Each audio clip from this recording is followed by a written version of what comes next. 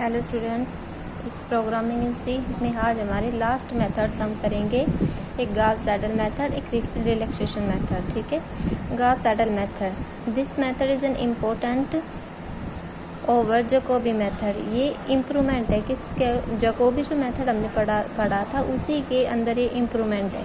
ठीक है, Gauss Seidel method differ from Jacobi method in computing to the iterative value by using previous iterate value average step. देखो इसमें उसमें क्या change है बेटा कि हम क्या कर रहे थे कि उसमें एक बार इनिशियल मान लिया हमने कि x note, y note, z note, और फिर उनकी जो वैल्यू आ गई फर्स्ट में वो रखी, सेकंड में जो फर्स्ट आइटरेशन की वैल्यू सेकंड में रख दी, सेकंड आइटरेशन की वैल्यू थर्ड में रख दी। लेकिन अब आपको क्या करना है, इसमें थोड़ा सा चेंज रहेगा। ठीक है, आइटरेशंस की वैल्यू, जैसे हमारे पास 3 इक्वेशंस हैं। ठीक है, आपने 3 यहाँ x1 की वैल्यू रख ली है, x2 की, यहाँ x3 की निकाली, आपने इक्वेशन नंबर सेकंड डाल दिया। अब हम इसमें उसमें हमने तीनों को कंसिडर किया था। ठीक है, इसमें आपको तीनों को कंसिडर नहीं करना, इसमें आपको 2 को कंसिडर करना है कि हमने x नोट कर लिया और x2 कर लिया और x3 कंसिडर कर लिया। x2 और x3 जब हमने कंसिडर किया तो उसकी वैल्यू किस में रखो, इसके अंदर रखो x2 x3, तो आपके पास किसकी वैल्यू आ जाएगी, x1 की।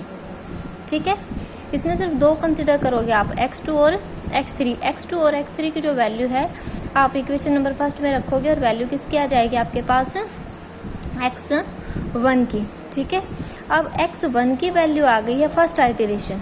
ठीक है, अब आपको इसमें रखना है। ठीक है, इसमें आप x1 की तो फर्स्ट आइटरेशन रखोगे और x3 की वैल्यू जो कंसिडर कर रखी है वो रखोगे। ठीक है, अब इक्वेशन नंबर थर्ड में इसकी भी फर्स्ट आ चुकी है, इसका भी फर्स्ट आइटरेशन आ चुका है, इसका भी फर्स्ट आइटरेशन आ गया। अब आप इसमें फर्स्ट आइटरेशन रखोगे तो आपके पास x1 का फर्स्ट आइटरेशन, x2 का फर्स्ट आइटरेशन और x3 का फर्स्ट आइटरेशन आ जाएगा। और हम इसी तरीके से सोल्व करते हुए चलेंगे। कब तक सोल्व करेंगे, इस प्रोसेस को कब खत्म करना है, जब तक आपकी वैल्यू जो है वो डिजायर्ड डिग्री ऑफ एक्यूरेंसी, जो हमारी बिल्कुल नजदीक जो वैल्यू नहीं आ जाएंगी, तब तक आप करोगे।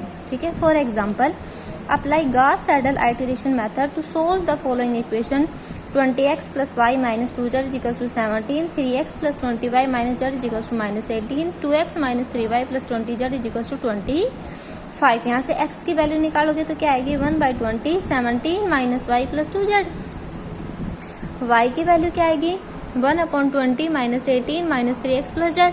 z की वैल्यू क्या आएगी, 1/20, 25 - 2x + 3y। अब फर्स्ट आइटरेशन में क्या कहा था आपको कि नीचे वाले 2 कंसिडर कर लो इनिशियल। ठीक है, तो y0 और z0, y0 और z0, तो x1 का फर्स्ट आइटरेशन रखोगे तो y भी 0 और z भी 0, आपके पास कितना आ जाएगा, 17/20। और 17/20 की जो वैल्यू है वो आपने निकाल ली। ये क्या आ गया, x का फर्स्ट आइटरेशन आ गया। अब इसका फर्स्ट आइटरेशन और z की जगह 0 आप इसमें रखो, x की तो फर्स्ट आइटरेशन, z की जगह 0 हमने रख दिया। ये y का फर्स्ट आइटरेशन आ गया, ऐसे ही z का, x का भी फर्स्ट आइटरेशन आ चुका और इसका भी फर्स्ट आइटरेशन आ चुका, दोनों वैल्यू पुट कर दो, ये z का फर्स्ट आइटरेशन आ जाएगा। ठीक है, अब इन दोनों का फर्स्ट आइटरेशन देखो आपको इसी इक्वेशन में पुट करना है, इक्वेशन नंबर फर्स्ट, सेकंड और थर्ड, आगे नहीं पुट करेंगे। अब देखो सेकंड आइटरेशन के लिए क्या करोगे कि इसका फर्स्ट आइटरेशन और इसका फर्स्ट आइटरेशन, इसका सेकंड आइटरेशन निकाल देगा। ठीक है, अब फिर इसका सेकंड आइटरेशन कैसे निकलेगा, इसका सेकंड आ चुका है, इसका सेकंड आ चुका है, इसका फर्स्ट, इसका सेकंड कैसे निकलेगा, इसका भी सेकंड आ गया है, इसका भी सेकंड आ गया है। ठीक है, ऐसे निकाला हमने, वैल्यू आ गई है आपके पास। ऐसे ही थर्ड रखोगे तो वही है, सेकंड, इसका थर्ड आ जाएगा। अब इसका थर्ड आ चुका है, इसका सेकंड रहेगा, इसका भी थर्ड आ जाएगा, इसका भी थर्ड आ जाएगा। अब वैल्यू देखिए 1.0, -1 और ये 1, तो आपके पास जो वैल्यू है अप्रोक्सीमेटली नजदीक आ गई है। तो x भी 1, y -1 और z 1। Solve the following equation by Gauss Seidel method. आपके पास ये तीनों इक्वेशन है, तीनों इक्वेशन आपने कंसिडर कर ली। अब यहाँ से देखो x की वैल्यू निकालो, y की निकालो और z की निकालो। x, y, z equation number डाल दिया 4, 5 और 6। ठीक है, अब फर्स्ट आइटरेशन के लिए क्या कहा था, y भी 0 और z भी 0, तो x की वैल्यू कितनी आएगी, y0 z 0, 19/5, तो वैल्यू कितनी आ जाएगी, 3.8। ठीक है, अब क्या होगा, एक्स की फर्स्ट आइटरेशन जेड की जगह 0 फिफ्थ में रखेंगे, वाई का फर्स्ट आइटरेशन आ गया। अब एक्स का फर्स्ट आइटरेशन, वाई का फर्स्ट आइटरेशन सिक्स्थ में रखोगे तो जेड का भी फर्स्ट आइटरेशन आ जाएगा। फिर आप देखो इसमें रखेंगे सेकंड के लिए, तो सेकंड के लिए इसका फर्स्ट, इसका फर्स्ट, इसका सेकंड के लिए इसका सेकंड, इसका सेकंड, इसका फर्स्ट, इसका सेकंड के लिए इसका भी सेकंड और इसका भी सेकंड, ठीक है, सेकंड आइटरेशन। ऐसे ही थर्ड आइटरेशन निकालोगे तो इसका सेकंड, इसका सेकंड, ठीक है, इसका थर्ड आ गया।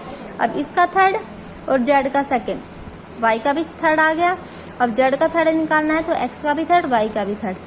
सिमिलरली इसी तरीके से निकालते हुए चलोगे आप, तो वैल्यू जो है आपके पास क्या आ जाएगी, एक्स भी आ गया, वाई भी आ गया। देखो आपके पास 2.0059, 1.0095, 3.995। हमने फिफ्थ आइटरेशन निकाला 2.0, ठीक है, और ये आ गया आपके पास। तो एक्स और वाई की वैल्यू आ गई। आपको चेक कैसे करना है कि कैसे वैल्यू खत्म हो गई। फिफ्थ और फोर्थ आइटरेशन देखिए बेटा, फिफ्थ और फोर्थ आइटरेशन जो है वैल्यू बिल्कुल नजदीक आनी चाहिए। जैसे ये और ये देखो नजदीक होनी चाहिए, ये और ये देखो, और ऐसे ही अगली और अगली देखो, ठीक है। तो वैल्यू आ जाएगी आपकी एक्स की 2, वाई की 1 और जेड की 4, ठीक है। लास्ट आपका मेथड है रिलैक्सेशन मेथड। रिलैक्सेशन मेथड क्या कहता है कि मान लो आपके पास गिवन नंबर ऑफ इक्वेशंस है, ठीक है, आपको डिफाइन करना है R1, R2, R3 relation. R1 का रिलेशन B1 ये सारे माइनस, ठीक है, R2 का B2 और ये इस साइड जाके माइनस, और R3 का B3 और ये माइनस, ठीक है। अब देखिए आप जो वैल्यू जो है आपकी सेकंड में इनिशियल रेजिड्यू क्या है, R1 B1 माना आपने, R2 B2 और R3 B3, और ये जो रेजिड्यू है इनको स्टेप बाय स्टेप इंक्रीमेंट्स होते रहेंगे वेरिएबल्स में, और आपके टेबल बन जाएगी, ठीक है। अब आपको ये मेथड जो है ये करना है। Relaxation method is generally used when the diagonal element of the coefficient matrix dominate the other coefficient in the corresponding row. तो mod of A11 greater than equals to mod of 12 plus mod of 13, mod of A22 greater than equals to mod of A21 plus mod of A23, A33 greater than equals to A31 plus A32, ठीक है। अब हम इनकी values find out करेंगे। देखिए करना कैसे है आपको, चलो ये अभी मत करना, अभी आप गॉस सैडल मेथड करो। Okay, thank you.